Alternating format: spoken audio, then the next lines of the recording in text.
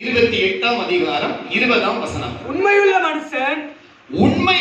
மனுஷன் பரிபூரண ஆசீர்வாதங்களை பெறுவான். பரிபூரண ஆசீர்வாதங்களை பெறுவான். ஐஸ்வர்யவன் ஆகுகிறதற்கு தீவிரிக்கிறவனோ ஆக்கினைக்கு தப்பான். கர்த்தருடைய பரிசுத்த நாமத்திற்கு ஸ்தோத்திரம். இந்த வசனம் விதிகமாய் சொல்லுகிறது, உண்மையுள்ள மனுஷன் பரிபூரண ஆசீர்வாதங்களை பெறுவான். இந்த பிரசங்கத்தை 2 நாள் பண்ண போகின்றேன். இன்றைக்கும் பண்ண போகின்றேன். அடுத்து எனக்கு சந்தர்ப்பம் கிடைக்கிறதையும் தொடர்ச்சியாக பேச போகின்றேன். நான் சொல்லுகின்றவற்றை நீங்கள் பின்னாடி திரும்ப சொல்ல வேண்டும். உண்மையுள்ள மனுஷன் பரிபூரண ஆசீர்வாதங்களை பெறுவான். வயதானவங்க, படிக்க தெரியாதவங்க, சின்ன பிள்ளைங்க, பெரியவங்க, வாழ்க்கை எல்லாரும் சொல்லணும். உண்மையுள்ள மனுஷன் பரிபூரண ஆசீர்வாதங்களை பெறுவான். உண்மையுள்ள மனுஷன் பரிபூரண ஆசீர்வாதங்களை பெறுவான். சொல்ல மாட்டேங்கிறீங்க, நான் பார்த்துட்டு இருக்கேன். திருப்பி உங்க கேட்பேன். உண்மையுள்ள மனுஷன் பரிபூரண ஆசீர்வாதங்களை பெறுவான். உண்மையுள்ள மனுஷன் பரிபூரண ஆசீர்வாதங்களை பெறுவான். எல்லாம் சேர்ந்து சொல்லுங்க.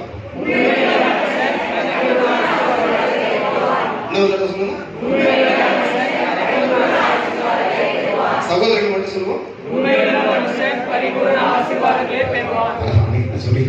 சகோதரிகள் சொல்லுவோம். கர்த்தருடைய பரிசுத்த நாமத்திற்கு மகிமை உண்டாவதாக. இங்க வசனம் சொல்கிறது, உண்மையுள்ள மனுஷன் பரிபூரண ஆசீர்வாதங்களை பெறுவான் என்று வாசிக்கின்றோம். ஒரு ஹோட்டல் இல்ல ஒரு திருமண வீட்டிற்கு விருந்துக்கு போகிறீர்கள். உங்களுக்கு சாப்பாடு படையல் போல போடுறாங்க. எப்படி சாப்பிடுவீங்க? கொஞ்சம் போல சாப்பிட்டு வந்துருவீங்களா? முதல்ல சாம்பார், அதுக்கப்புறம் குழம்பு, அப்புறம் ரசம், மோர், பாயாசம், பழம், ஐஸ்கிரீம், சரி எல்லாம் போட்டு குழம்புறம் இருக்கிறது. எப்படியோ சாப்பிடுகின்றோம். முதல்ல மட்டும் சாப்பிட மாட்டோம், இருக்கின்ற எல்லா ஆசீர்வாதங்களையும் பெற்றுக் கொள்ளுகின்றோம். இங்கே வசனம் சொல்கின்றது, உண்மையுள்ள மனுஷன் பரிபூரண ஆசீர்வாதங்களை பெறுவான். இந்த பரிபூரண ஆசீர்வாதம் என்றால் அதில் 4 ஆசீர்வாதங்கள் இருக்கின்றன. ஆண்டவர் நமக்கு 4 விதமான ஆசீர்வாதங்களை வைத்திருக்கின்றார். ஏதோ ஒன்றை மட்டும் பெற்றுக்கொண்டு இதுதான் ஆசீர்வாதம் என்று இருக்கக்கூடாது. ஒரு ஆண்டவருடைய பிள்ளை இந்த 4 விதமான ஆசீர்வாதங்களை பெற்றுக் கொண்டால்தான் அதற்கு பெயர் பரிபூரண ஆசீர்வாதம். 10th பரீட்சையில எழுதிக்கிட்டு இருக்கிறாங்க. கணக்குல மட்டும் 100க்கு 90 எடுத்துட்டு சயின்ஸ்ல 100க்கு 20 எடுத்தால் பாஸ் பண்ணுவாங்க? பாஸ் பண்ண மாட்டாங்க. அங்கே வைக்கப்பட்டிருக்கிற எல்லா சப்ஜெக்ட்ல என்ன செய்ய வேண்டும்? அவர்கள் வெற்றி பெற வேண்டும். அப்படி வெற்றி பெற்றால் தான் அடுத்த வகுப்புக்கு போக முடியும். ஏதோ ஒரு ஆசீர்வாதத்தை மாத்திரம் நிறைவாக பெற்றுக்கொண்டு மற்றவைகளை கொஞ்சம் கொஞ்சம் பெற்றுக்கொண்டால் பாஸ் ஆக முடியாது. பாஸ் பண்ண வேண்டும் என்றால் எல்லா ஆசீர்வாதங்களையும் சம்பூர்ணமாய் பெற்றுக்கொள்ள வேண்டும். அதற்கு பெயர் தான் பரிபூர்ண ஆசீர்வாதம். அந்த வசனத்தை மறுபடியும் சொல்லுவோம். உண்மையுள்ள மனுஷன் ஆசீர்வாதங்களை பெறுவான் என்று சொல்லவில்லை. உண்மையுள்ள மனுஷன். அந்த பரிபூர்ணம் என்றால் என்ன? பரிபூர்ண ஆசீர்வாதம் என்றால் என்ன என்று சிந்திக்க போகின்றோம். கூட ஒரு பரிபூர்ணம் வந்திருக்கிறாங்க. நான் அதை சொல்லல, பைபிள்ல சொல்லப்பட்டிருக்கிற பரிபூர்ண ஆசீர்வாதம் என்ன? அந்த பரிபூர்ண ஆசீர்வாதங்களை நாம் பெற்றுக் கொள்வதற்கு என்ன செய்ய வேண்டும்? அது என்ன பரிபூர்ண ஆசீர்வாதம் என்று சிந்திக்க போகின்றோம். நம்முடைய ஆண்டவர் எப்படிப்பட்ட ஆண்டவர் தெரியுமா? ஆசீர்வதிக்கின்ற ஆண்டவர். உண்மையாகவே இந்த ஆசீர்வாத செய்தியை கொடுப்பதற்கு ரொம்ப சந்தோஷப்படுகின்றேன். கர்த்தருடைய பரிசுத்த நாமத்திற்கு மகிமை உண்டாவதாக. நம்முடைய ஆண்டவருக்கு ஒரு பெயர் ஆசீர்வதிக்கின்ற தேவன். ஆண்டவர் வந்த அத்தனை பேரையும் ஆசீர்வதிக்கின்றார். கர்த்தர் சீயோனில் இருந்து உன்னை ஆசீர்வதிப்பார். ஆண்டவருக்கு ஸ்தோத்திரம். இஸ்ரவேலை ஆசீர்வதிப்பதே கர்த்தருக்கு பிரியம். ஆண்டவருக்கு ஆசீர்வதிப்பது என்றால் ரொம்ப ரொம்ப சந்தோஷம். உங்களுக்கு அப்படித்தானே? எப்ப பரவாயில்ல, இன்னைக்கு செய்தி நல்ல செய்தியை பாஸ்டர் எடுத்திருக்கிறாங்க, ரொம்ப சந்தோஷம். ஆசீர்வாதமான செய்தி என்றால் எல்லாருக்கும் ஒரு மகிழ்ச்சி. மகிழ்ச்சி, ஒரு சந்தோஷம், ஒரு ஆனந்தம் உண்டாகிறது. வேதம் சொல்லுகிறது ஆண்டவருக்கு கூட ஆசீர்வதிப்பது என்றால் அவருக்கு அவ்வளவு பெரிய சந்தோஷம். ஆண்டவருடைய நாமத்திற்கு மகிமை உண்டாவதாக. அவர் முதல் எல்லாவற்றையும் சிருஷ்டித்த போது அவைகளை ஆசீர்வதித்தார் என்று ஆதியாகமத்திலே வாசிக்கின்றோம். மனிதர்களை ஆசீர்வதித்தார், மிருகங்களை ஆசீர்வதித்தார், ஊரு பிராணிகளை ஆசீர்வதித்தார், நாட்களை ஆண்டவர் ஆசீர்வதித்தார். நம்முடைய ஆண்டவர் ஆசீர்வதிக்கின்ற ஆண்டவர். ஆபிரகாமை ஆண்டவர் ஆசீர்வதித்தார், நோவாவை ஆண்டவர் ஆசீர்வதித்தார், தாவீதை ஆண்டவர் ஆசீர்வதித்தார், சாலமோனை ஆண்டவர் என்ன செய்தார்? ஆசீர்வதித்தார். ஒரு தடவை சிறு பிள்ளைகளை பெற்றோர்கள் ஆண்டவர் கிட்ட கொண்டு வர்றாங்க, எங்க பிள்ளைகளை ஆசீர்வதிங்க என்று சொல்லி. சீஷர்கள் சொல்றாங்க அதெல்லாம் முடியாது, எல்லாம் போட்டு என்ன செய்யுங்க, தூரமா போங்க, அவர் ரொம்ப பிஸியா இருக்கிறார். அப்பொழுது இயேசு சீஷர்களை அதட்டி, சிறு பிள்ளைகள் என்னிடத்திற்கு வருவதற்கு தடை செய்யாதிருங்கள் என்று சொல்லி சிறு பிள்ளைகளை தொட்டு என்ன செய்தார்? ஆசீர்வதித்தார். இயேசு கிறிஸ்து இந்த உலகத்தை விட்டு பரமேறி போன போது கடைசியாக அவர் என்ன செய்து சென்றிருக்கின்றார்? ஆசீர்வதித்து சென்றிருக்கின்றார். ஆண்டவருக்கு ஸ்தோத்திரம். 2 கரங்களை நீட்டி அப்போஸ்தலர்களை, சீஷர்களை ஆசீர்வதித்து விட்டு அவர் கடந்து சென்றிருக்கின்றார். நம்முடைய ஆண்டவர் ஏழையின் ஏழை அல்ல, பற்றாக்குறையின் தேவன் அல்ல. சில விக்கிரகங்கள் என்று சொல்லுவார்கள், அவர்கள் ஐஸ்வர்ய கடவுள் என்று சிலரை சொல்லுவார்கள். நான் சொல்லுகின்றேன், எல்லாவற்றை காட்டிலும் வானத்தையும் பூமியையும் உண்டாக்கின ஆண்டவர், ஆசீர்வதிக்கின்ற ஆண்டவர். ஆண்டவருடைய நாமத்திற்கு ஸ்தோத்திரம். அவர் வெறுமையின் ஆண்டவர் அல்ல, இல்லாமையின் ஆண்டவர் அல்ல, குறைவின் ஆண்டவர் அல்ல, ஏழ்மையின் ஆண்டவர் அல்ல. நம்முடைய ஆண்டவர் ஆசீர்வாதத்தின் ஆண்டவர். ஆண்டவர் கிட்ட ஏராளமான ஆசீர்வாதங்கள் இருக்கின்றது. ஆண்டவர் கிட்ட ஏராளமான நன்மை இருக்கிறது. வாசித்து பாருங்கள். ஆதியாகமம் 12ஆம் அதிகாரம் 2ஆம் வசனம் சொல்லுகிறது. ஆதியாகமம் 12:2. நான் உன்னை பெரிய ஜாதியாக்கி உன்னை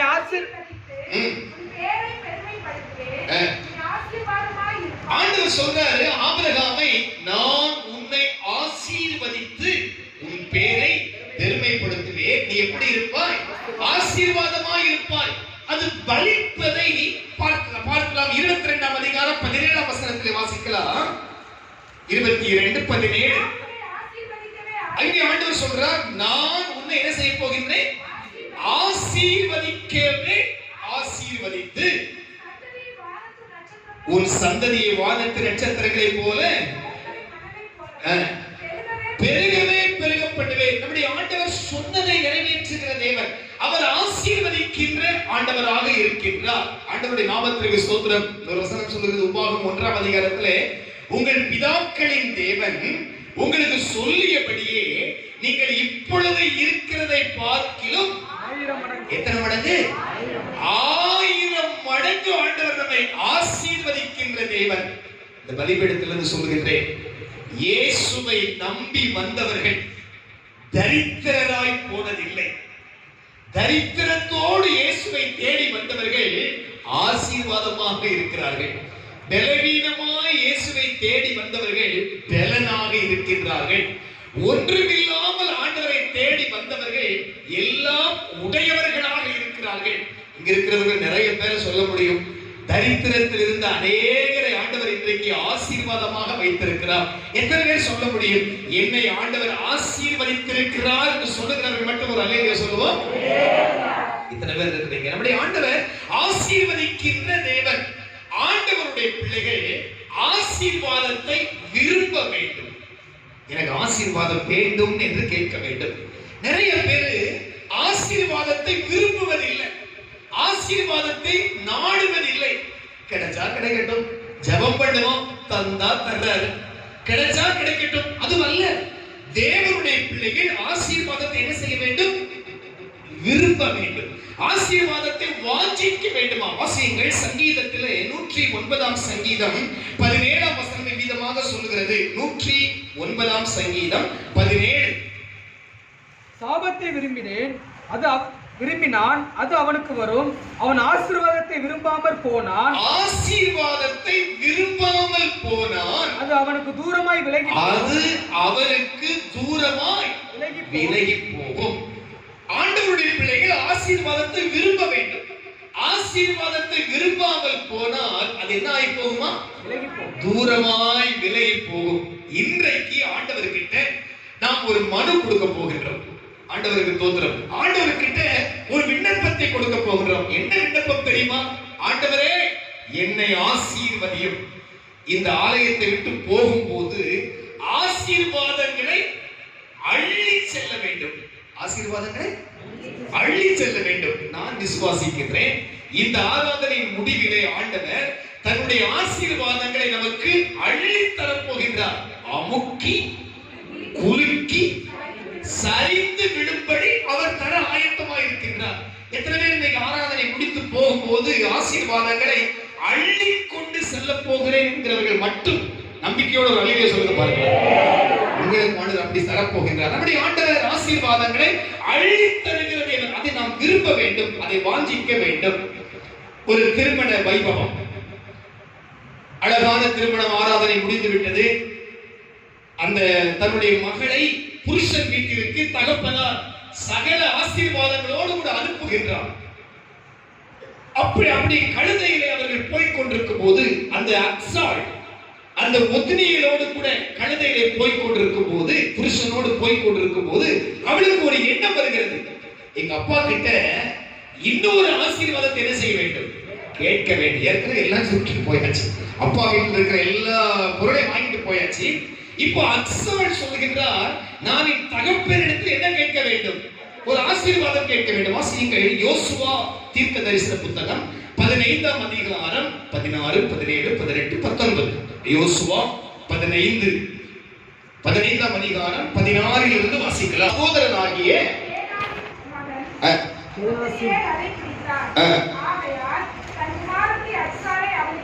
தன் குமாரத்தியாகிய தன் மகளாகிய அக்சாளை காலே ஒத்னியேலுக்கு திருமணம் பண்ணி கொடுக்கின்றார். அவள் புறப்படுகையில், திருமணம் முடிந்து தன்னுடைய புருஷன் வீட்டிற்கு அக்சாள் புறப்படுகையில்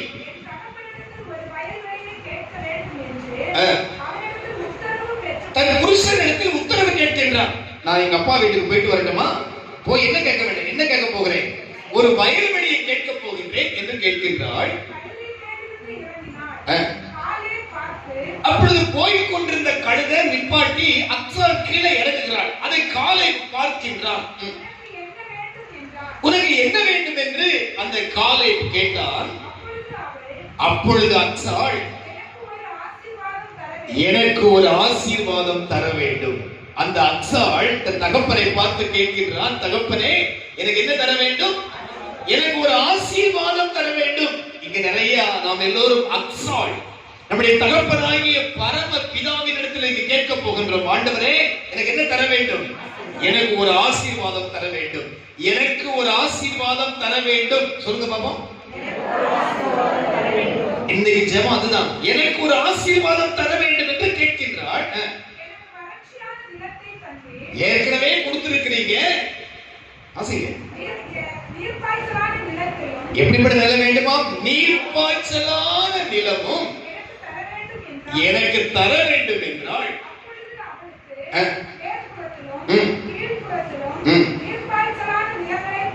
அவன் ஹல்லேலூயா சொல்லலாமா?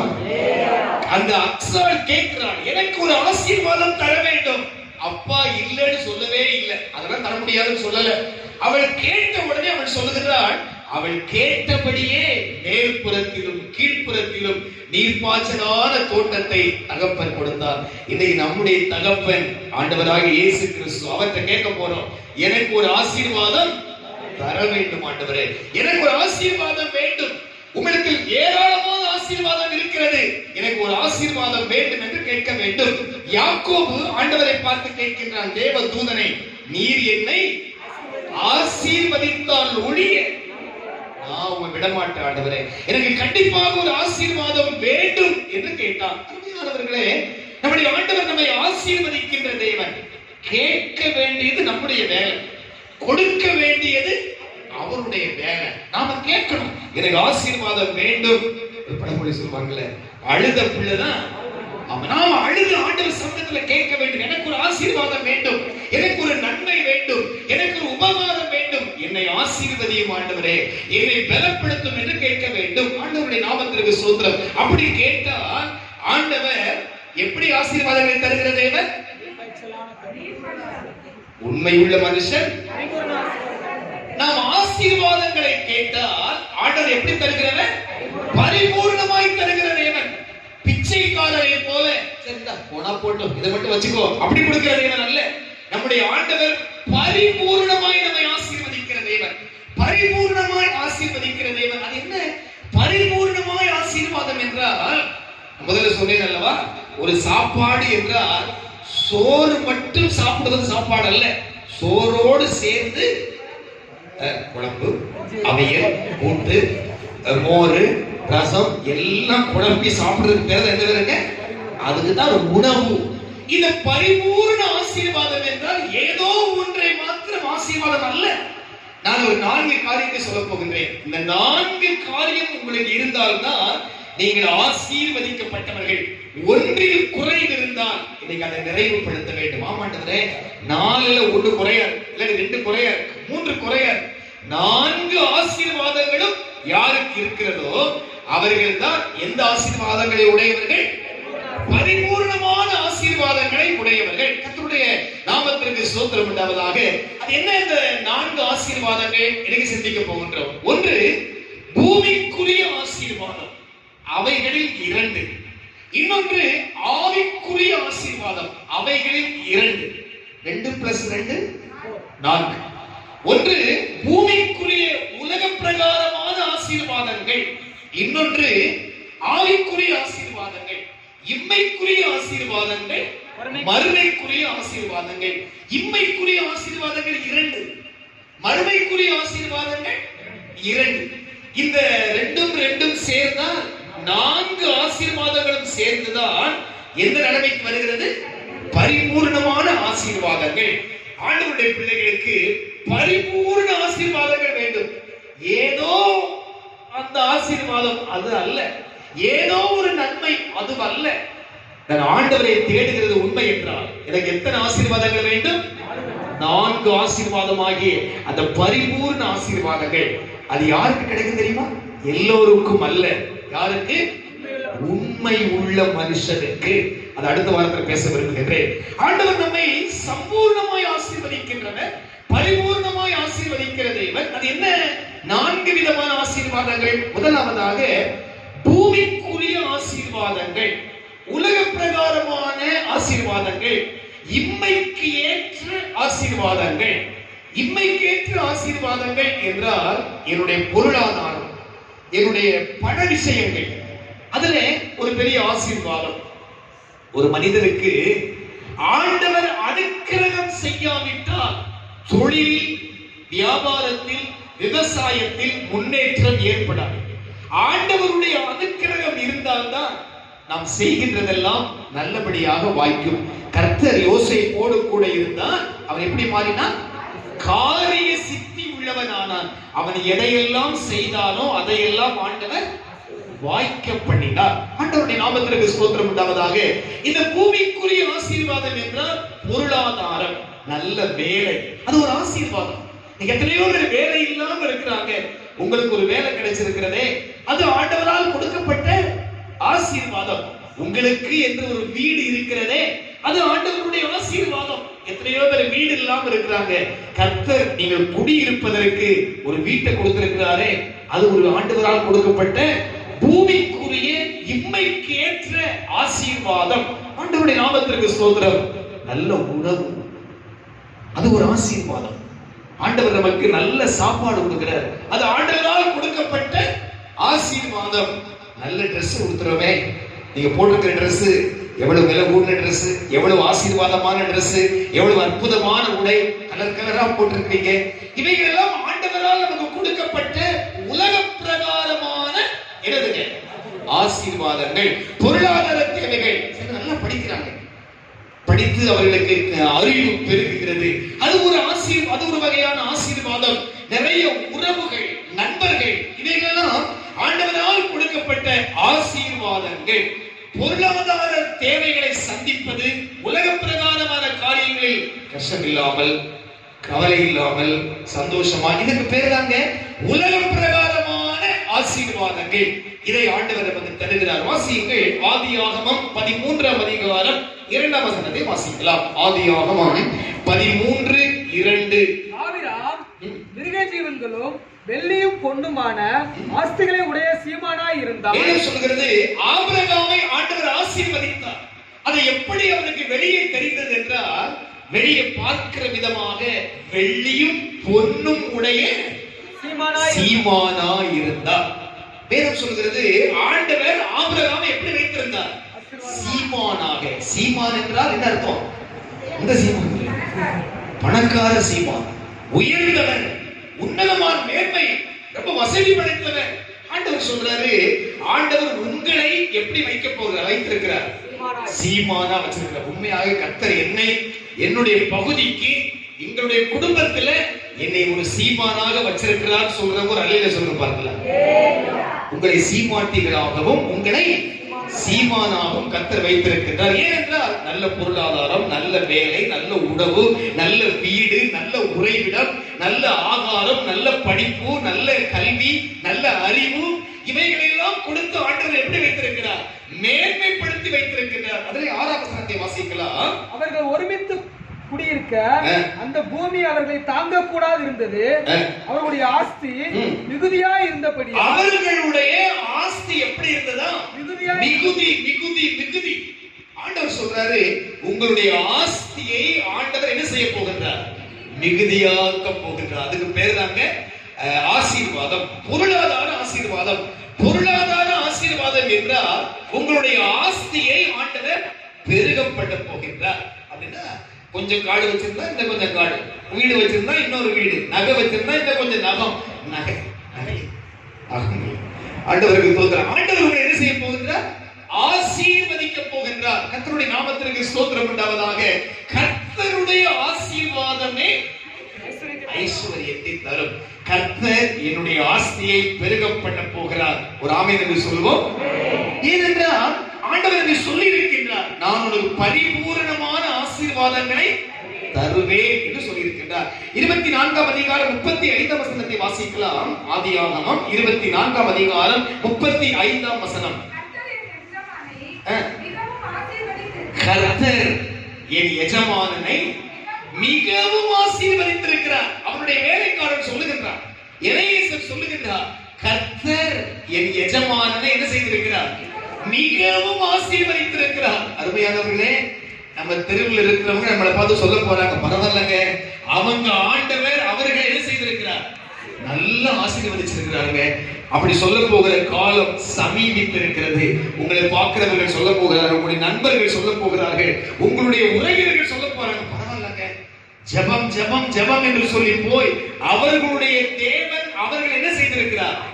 நல்ல ஆசீர்வதித்திருக்கிறார் அப்படின்னு சொல்றத உங்க காதார கேட்க போறீங்க, கேட்டுக்கொண்டிருக்கலாம். அப்படி நம்புறவங்க ஒரு அல்லேலூயா சொல்வோமாக. ஆண்டவர் நம்மை ஆசீர்வதிப்பேன் என்று வாக்கு பண்ணியிருக்கிறார். முதலாவது ஆசீர்வாதம் உலக பிரகாரமாக இம்மைக்கு ஏற்ற பொருளாதார விஷயத்தை அவர் நம்மை ஆசீர்வதிக்கின்ற நல்ல ஆண்டவராக, நல்ல தேவனாக இருக்கிறார். கர்த்தருடைய நாமத்திற்கு ஸ்தோத்திரம். இரண்டாவதாக ஆசீர்வாதம் என்னவென்றால், இரண்டாவது ஆசீர்வாதம் சரீர சம்பந்தமான ஆசீர்வாதம். என்ன ஆசீர்வாதம்? சரீர சம்பந்தமான ஆசீர்வாதம். உலகத்துல படிப்பு இருக்கு, வேலை இருக்கு, எல்லாம் இருக்கு, எல்லாம் இருந்து சரீரத்துல நல்ல சுகம் இல்லை என்றால் அது அவ்வளவு ஆசீர்வாதம் இல்லை தானே. எனவே இந்த சரீரத்திற்கு வேண்டிய சுகம் கூட அது ஒரு ஆசீர்வாதம். ஆண்டவர் நிறைய பேருக்கு லட்ச லட்சமா பணம் இருக்கிறது, அதை அனுபவிப்பதற்கு என்ன இல்லைங்க, சரீரத்துல சுகம் இல்லை. கர்த்தருடைய பரிசுத்த நாமத்திற்கு ஸ்தோத்திரம் உண்டாவதாக. அன்புக்குரியவர்களே, இரண்டாவது ஆசீர்வாதம் சரீர சம்பந்தப்பட்ட ஆசீர்வாதம். சரீரத்துல சுகம். நீங்க பெரிய பெரிய வசதி படைத்தவர்களை பார்த்தால், வெளியெல்லாம் பார்த்தா காரு, பங்களா, வீடு அப்படிலாம் வச்சிருக்கிறாங்க. உள்ள பார்த்தா அவங்க சாப்பிடுற சாப்பாடை பார்த்தா பரிதாபமா இருக்கு. நீங்க சாப்பிடுற மாதிரி உங்களால என்ன செய்ய முடியல, சாப்பிட முடியல. நம்ம எப்படி சாப்பிடுறோம்? எவ்வளவு சாப்பிடுறோம், என்னவெல்லாம் சாப்பிடுறோம், எப்படி எல்லாம் சாப்பிடுகின்றோம். ஆண்டவருக்கு ஸ்தோத்திரம் உண்டாவதாக. ஆனால் சாப்பிடுவதற்கு கூட ஆண்டவருடைய கிருபை வேணும். நிறைய பேருக்கு சாப்பிடுகின்ற கிருபை இல்லை. எனக்கும் இல்லாம இருந்துச்சு, கர்த்தருக்கு கொஞ்சம் கொடுத்துட்டு வர்றேன். முதல்ல சொல்லுவோம், உணவு உண்பது எவ்வளவு கொடுமை தெரியுமா? அது அனுபவப்பட்டாதான் தெரியும். ஆண்டவருக்கு ஸ்தோத்திரம் உண்டாவதாக. சாப்பிடுவதற்கு ஆண்டவர், எனவேதான் சாப்பிடும் போது என்ன சொல்லி ஜெபிங்க, ஆண்டவரே இந்த ஆகாரத்தை சாப்பிடுறதுக்கு எனக்கு கிருபை கொடுத்தீங்களே உமக்கு நன்றி. நிறைய பேருக்கு உப்பே போடக்கூடாது, நிறைய பேருக்கு சுகரே போடக்கூடாது, நிறைய பேருக்கு எண்ணெயே ஊற்றக்கூடாது, அப்படின்னு நிறைய பேர் சாப்பாடு. ஆனால் உங்களுக்கெல்லாம் ஆண்டவர் எவ்வளவு ஆரோக்கியமா, எவ்வளவு சந்தோஷமா நல்ல சாப்பிடுகின்ற நல்ல விடுதலை கர்த்தர் தந்திருக்கிறார். ஏனென்றால் அப்பத்தையும் தண்ணீரையும் அவர் ஆசீர்வதித்திருக்கின்றார். நிறைய பேருக்கு டாக்டர் சொல்றாங்க அளவோடு தான் தண்ணியே குடிக்கணும். நம்ம அப்படியே குடிக்கிறோம், கிடைக்க மாட்டேன். ஆண்டவருக்கு ஸ்தோத்திரம்.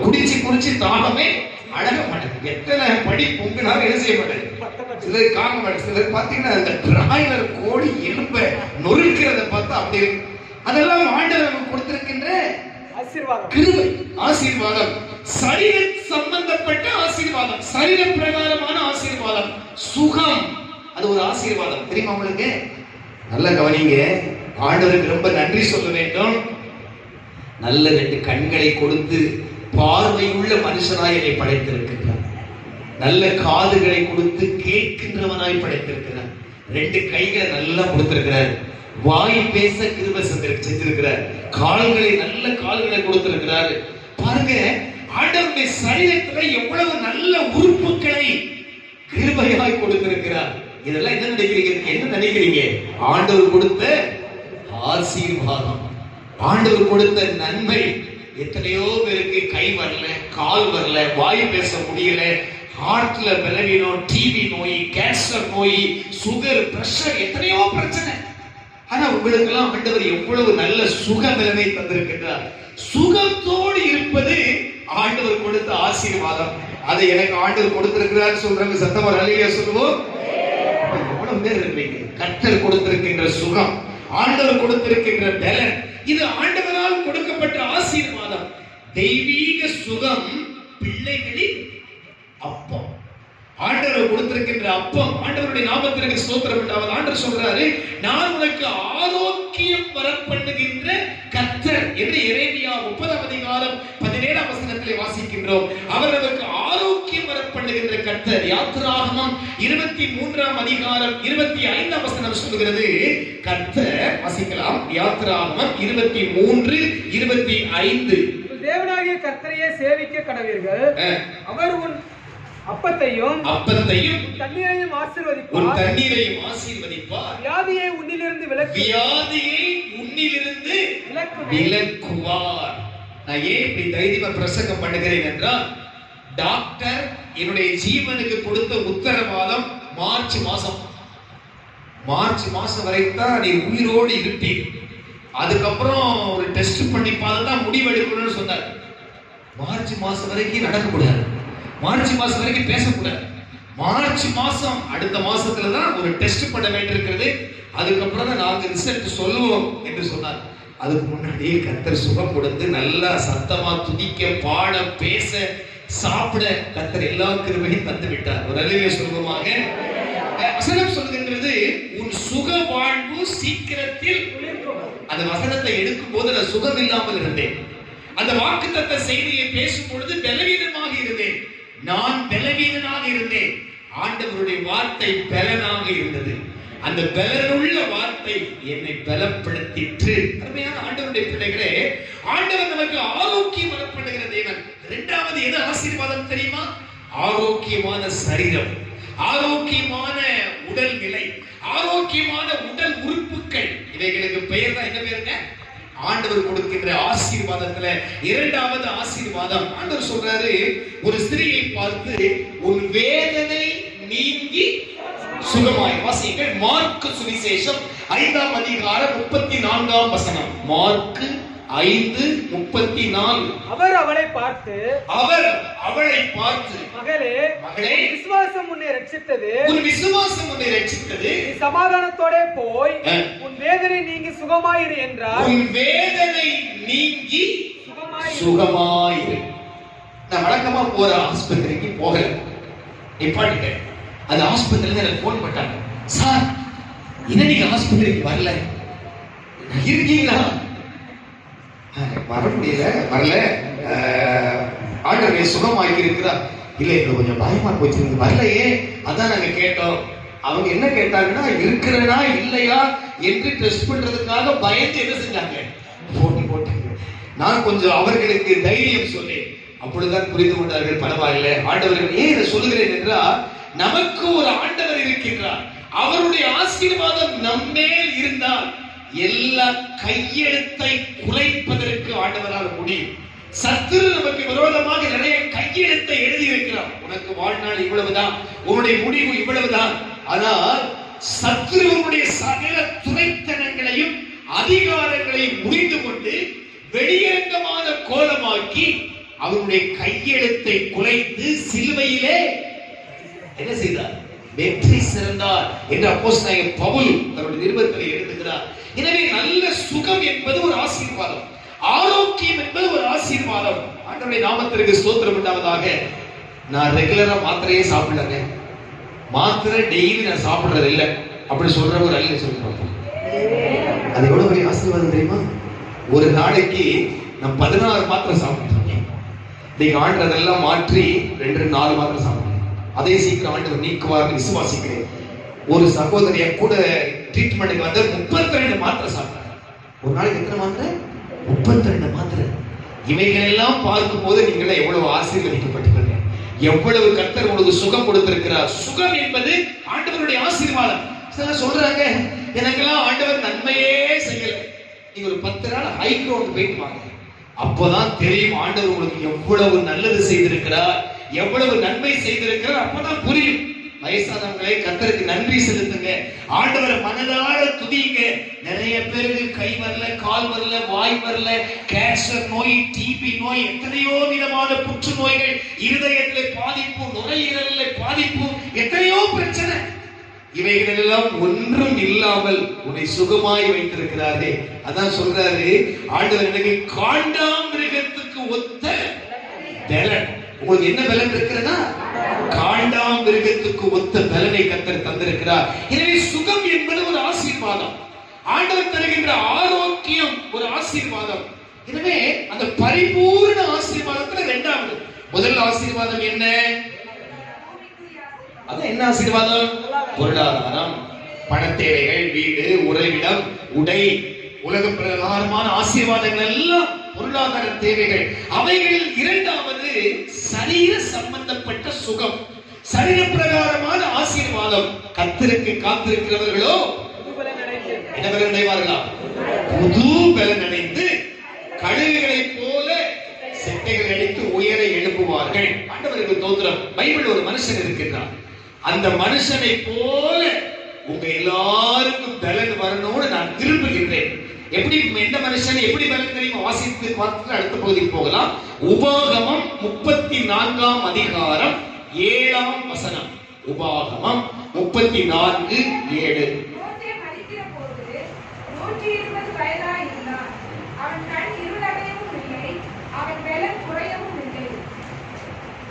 நூறுதல வாசிக்கலாம்.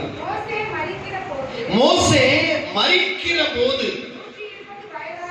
120 வயதா இருந்தான். அவன் கண் இருளடையவும் இல்லை, அவன் பலன் குறையவும் இல்லை. நீங்களும் அப்படிதான், சாகும் போது பலத்தோடு சாக வேண்டும். எப்படி சாகணும்? பலத்தோடு, சுகத்தோடு மரணம் அடைய வேண்டும். அப்படி ஆசைப்படுறவங்க நல்ல சொல்லுங்க பாருங்களா. எல்லாரும் அப்படிதான் இருக்கும். ஆண்டவருக்கு ஸ்தோத்திரம். மரணம் அடையும் போது நல்ல பலன் உள்ளவர்களா, நல்ல சுகம் உள்ளவர்களா, ஆரோக்கியம் உள்ளவர்களா தூக்கிட்டு போறவங்க சொல்லுங்க, எவ்வளவு பலனா இருக்கிறாங்க. ஆண்டவருக்கு ஸ்தோத்திரம் உண்டாவதாக. நாம் இந்த உலகத்தை விட்டு போகும்போது நெடுநாள் இருந்து நிறைய பரிசுத்தவான்களை பாருங்க. யோபு நெடுநாள் இருந்து பூரண வயது உள்ளவனா என்ன செய்தானா? மரித்தான். ஆண்டவருடைய பிள்ளைகள் நல்ல சுகத்தோடு, பலத்தோடு, ஆரோக்கியத்தோடு ஆண்டவரை சந்திக்க வேண்டும். அதுக்கு பேர் தாங்க கர்த்தருடைய பலன். ஆண்டவருடைய நாமத்திற்கு ஸ்தோத்திரம்.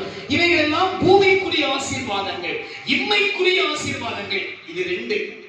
நிறைய பேருக்கு பொருளாதாரத்தில் நல்ல ஆசீர்வாதமா இருப்பாங்க, சிலர் சரீர சம்பந்தப்பட்ட ஆசீர்வாதங்கள் இருப்பாங்க, கண்டிப்பா தேவை.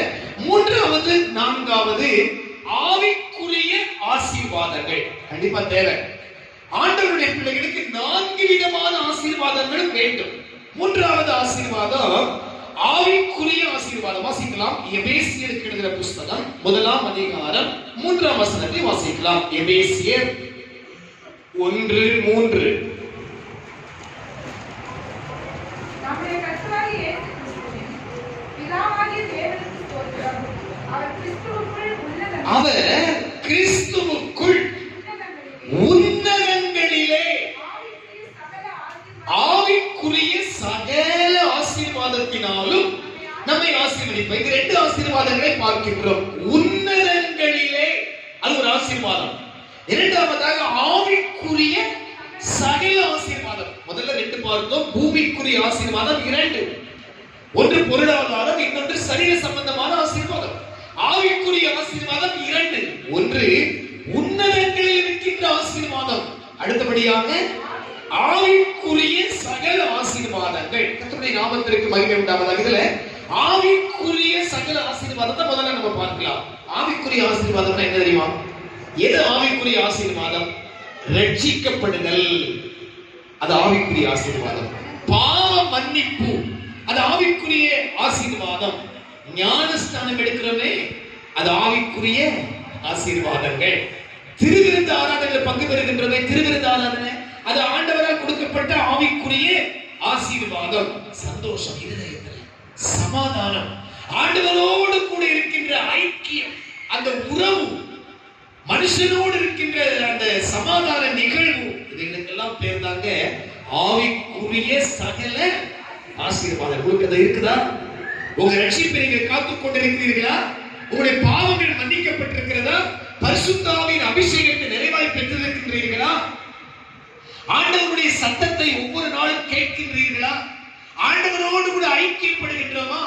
ஆண்டவரோடு இணைந்த வாழ்வதற்கு பெயர்தான் ஆவிக்குரிய சகல ஆசீர்வாதங்கள். அன்பான ஆண்டவருடைய பிள்ளைகளே, இது ஒரு ஆசீர்வாதம்.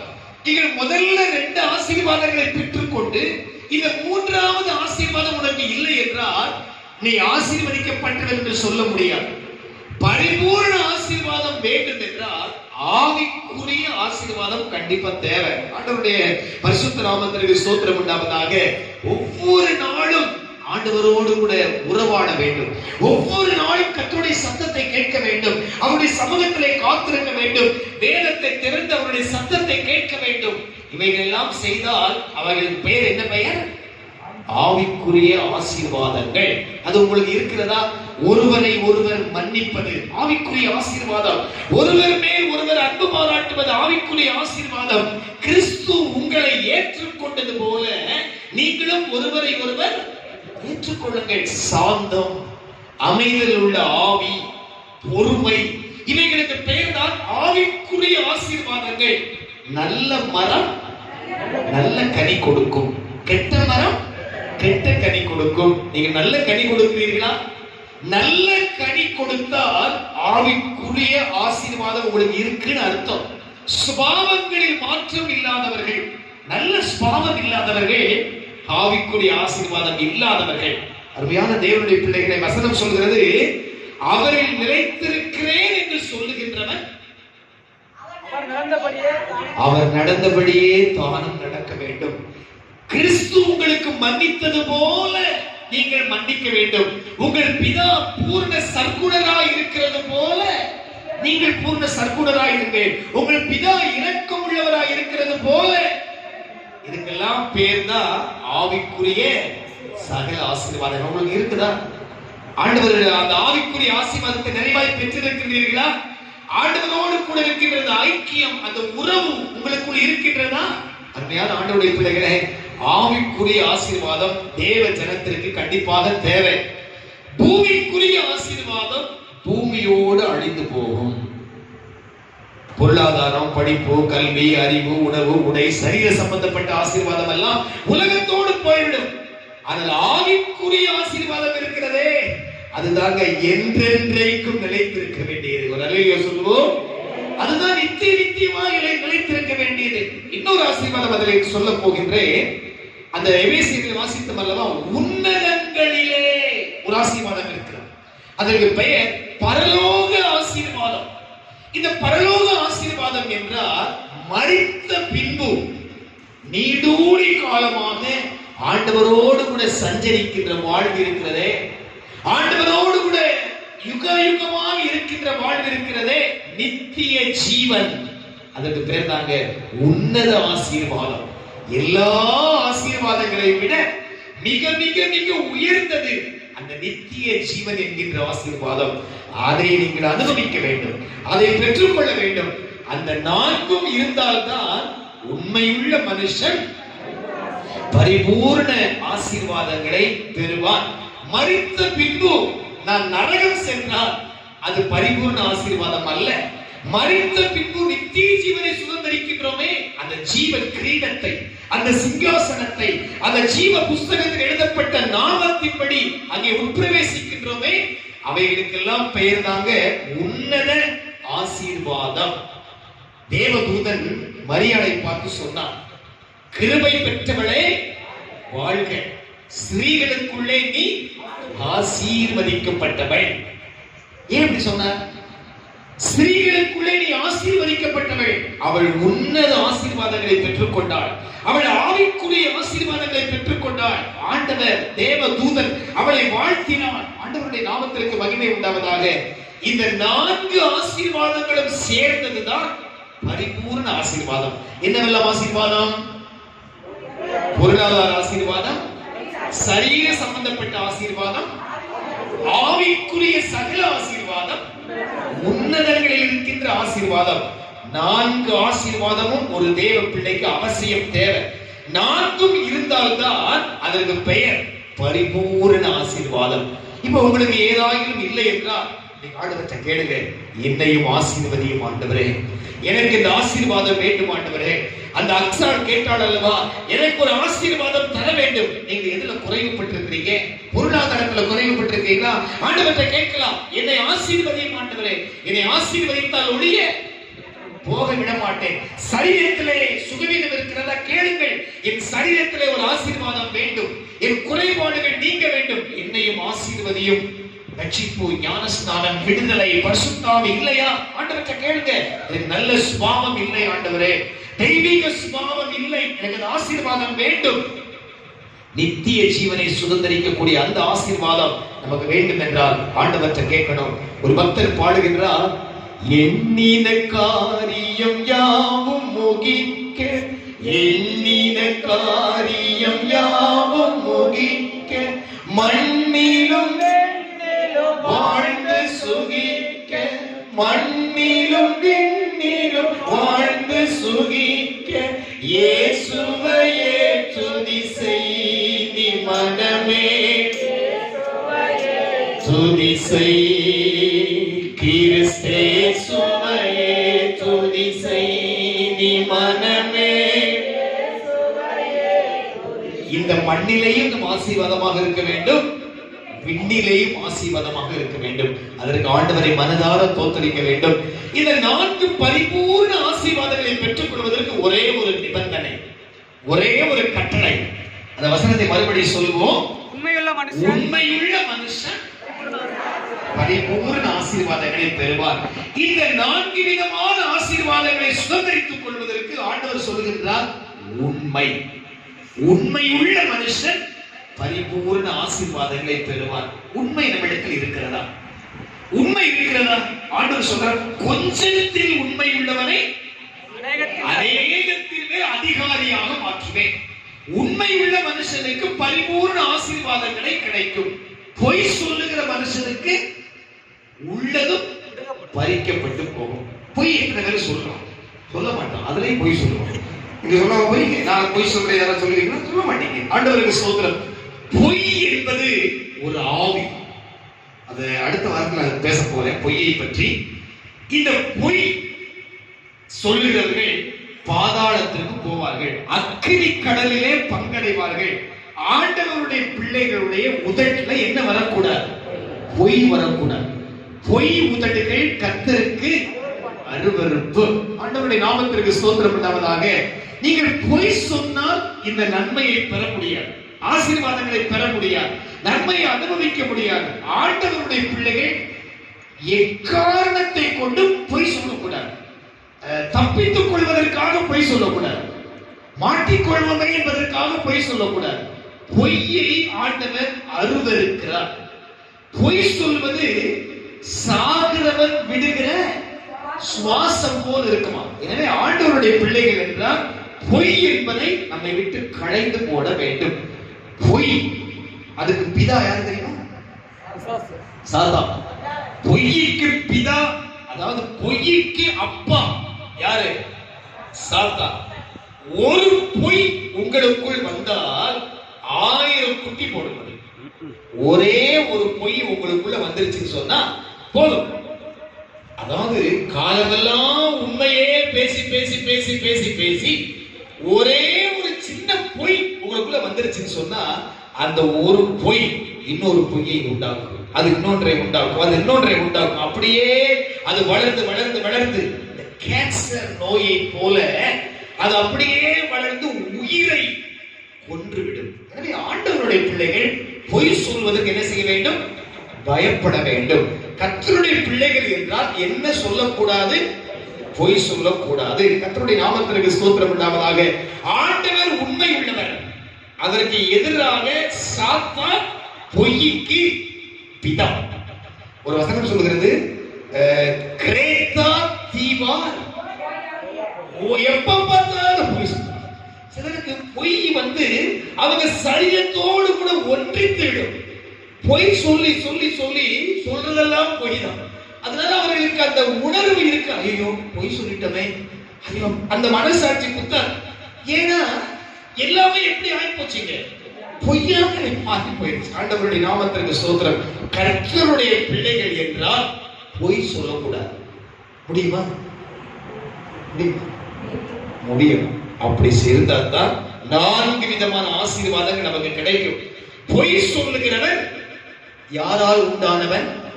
பிசாசால் உண்டானவன். உண்மை பேசுகிறவர்கள் ஆண்டவரால் உண்டானவர்கள். ஆனா ஒண்ணு தெரியுமா, ரொம்ப கஷ்டம். பொய் சொல்லாமல் இருப்பது ரொம்ப ரொம்ப கஷ்டம். இருந்து பாருங்க, அடுத்த வாரம் செய்தி கொடுக்கும் போது இருந்து பாருங்க. ஒரு வாரம் பொய் சொல்லாமல் கண்ட்ரோல் பண்ணி பாருங்க. நான் இருந்து பார்த்து வந்திருக்கேன். ஆண்டவருக்கு ரொம்ப முயற்சி பண்ணி விழுந்து மறுபடி எழுந்து மறுபடி விழுந்து மறுபடி எழுந்து அப்படிதான் வந்திருக்கிறேன். எனவே தான் இப்ப நான் சொல்றேன், இது ரொம்ப எளிதான விஷயம் அல்ல. நீங்க சும்மா கை தூக்கிடலாம், பொய் சொல்லாத அப்படின்னு சொல்றாங்க. பொய், இந்த பொய் சொல்லாமல் இருப்பதற்கு நிறைய பிராக்டிஸ் எடுக்கணும், நிறைய முயற்சி பண்ணணும். அது எவ்வளவு கஷ்டம் இருக்கு தெரியுமா? எவ்வளவு நஷ்டம் வரும் தெரியுமா? எவ்வளவு இழப்புகளை சந்திக்க வேண்டும் தெரியுமா? அவ்வளவு பிரச்சனைகள் போராட்டம் இருக்கிறது. ஆண்டவருடைய நாமத்திற்கு ஸ்தோத்திரம். எனவே ஆண்டவருடைய பிள்ளைகள் பொய் சொல்ல பயப்பட வேண்டும். நீங்க கர்த்தருடைய பிள்ளைகளும் துணிகரமா பொய் சொல்றாங்க, துணிகரமான பொய். எனவே தேவ பிள்ளைகள் பொய் சொல்றாங்க. எங்க சர்ச்சைக்கு வரல, ஐயோ கைவலி கால்வலி வயிறு வலி தலைவலி, அங்க சர்ச்சைக்கு வரல. சொல்லாதீங்க, உள்ளதை உள்ளதென்று சொல்லுங்கள், இல்லாததை இல்லைன்னு சொல்லுங்க. சாப்பிட்டீங்கன்னா இப்ப நான் சாப்பிட்டுருந்தேங்க, சாப்பிடவே மாட்டாங்க. ஆண்டவருக்கு சொல்ற தேவனுடைய பிள்ளைகளுடைய வாயில என்ன வரக்கூடாதுங்க? சந்தர்ப்பத்திற்காகவோ ஏதோ காரணத்திற்காகவோ என்ன சொல்லக்கூடாதுங்க? பொய் சொல்லக்கூடாது. நம்ம அதை ரொம்ப தியானமா 1 மணி நேரம் பேசுவதற்கு ஆயத்தம் பண்ணி வைத்திருக்கின்றேன். அதை நம்ம கேட்க ஆயத்தத்தோடு வருவோம். அது வரைக்கும் பொய் சொல்லாதீங்க. பொய் என்கின்ற பிரசங்கம் வருகிற வரைக்கும் என்ன செய்ய முயற்சி பண்ணுங்க? பொய் சொல்லாமல் இருக்க முயற்சி பண்ணுங்க. கஷ்டமா தான் இருக்கும், முதல்ல ரொம்ப கஷ்டம்தான். முயற்சி பண்ணுங்க, முயற்சி பண்ணுங்க. கர்த்தர் உங்களுக்கு அனுகூலம் பண்ணுவார். எனக்கு அனுகூலம் பண்ணி இருக்கிறார், உங்களுக்கு அனுகூலம் பண்ணுவார். ஆண்டவரே நான் பொய் சொல்லாமல் இருக்க போறேன்ப்பா, எனக்கு கொஞ்சம் உதவி செய்யுங்க சொல்லி பாருங்க. ஆண்டவர் ஒத்தாசை பண்ணுவார். உண்மை உள்ளவர்கள் ஆண்டவருக்கு தெரியும். பொய் சொல்லுகிறவர்கள் அதுக்கு ஒரு லிஸ்ட் இருக்கு, ஒரு 7 விதமான பாயிண்ட். அந்த பொய் சொல்றவங்க எங்க எந்த கூட்டத்துல சேர்றாங்க தெரியுமா? விபச்சாரக்காரர் எப்படி நம்ம அருவர் இருக்கிறோமோ அதே போல பொய் சொல்லுகிறவர்களை கர்த்தர் என்ன செய்கிறாரா? அருவருக்கு. அவ்வளவு கடுமையான பாவம்.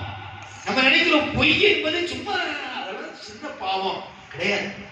பொய் என்பது பயங்கரமான பாவம், மோசமான பாவம். என்ன பாவம்? பொய் என்பது. எனவே ஆண்டவருடைய பிள்ளைகள் பொய் சொல்லாதீங்க. பிரசங்க டாபிக் மாறிடாம உண்மையுள்ள மனுஷன் பரிபூர்ண ஆசீர்வாதங்களை பெறுவார். ஆண்டவருடைய பிள்ளைகளை கர்த்தர் நம்மை ஆசீர்வதிக்கின்ற தேவன். ஆண்டவர் எப்பொழுதுமே நம்மை ஆசீர்வதிக்க சித்தம் கொண்டிருக்கின்றார். மனிதனை ஆசீர்வதித்தார், நாட்களை ஆசீர்வதித்தார், சிறு பிள்ளைகளை ஆசீர்வதித்தார். ஆபிரகாமை, ஈசாக்கை, தாவீதை, நோவாவை, சாலமோனை ஆண்டவர் ஆசீர்வதித்தார். நம்மையும் ஆண்டவர் ஆசீர்வதிக்கிற தேவன், 1000 மடங்கு ஆசீர்வதிக்கிற தேவன். ஆண்டவருடைய ஆசீர்வாதங்கள் பரிபூரணமாய் வரும். பரிபூர்ணம் என்றால் நிறைவானது, முழுமையானது. அது என்ன முழுமை? 4 விதமான ஆசீர்வாதங்கள் யாருக்கு இருக்கிறதோ அவர்கள் தான் ஆசீர்வதிக்கப்பட்டவர்கள். ஆண்டவரை கேளுங்க. அத்சால் கேட்டார், ஆண்டவரே எனக்கு ஒரு ஆசீர்வாதம் தர வேண்டும். யாக்கோபு சொன்னார், என்னை ஆசீர்வதித்தால் ஒழிய விடமாட்டேன். ஆண்டவரே என்னை ஆசீர்வதியும். பொருளாதார தேவை, அதில் ஒரு ஆசீர்வாதம். சரீர சுகம், அது ஒரு ஆசீர்வாதம். ரட்சிப்பு, ஆவிக்குரிய சகல ஆசீர்வாதம், நல்ல சுபாவங்கள் ஒரு ஆசீர்வாதம். உன்னதங்களில் இருக்கின்ற நித்திய ஜீவன், அது ஒரு ஆசீர்வாதம். எனக்கு இந்த ஆசீர்வாதங்களை தாரும் ஆண்டவரே. உடம்பல் பண்ணிடலாமா?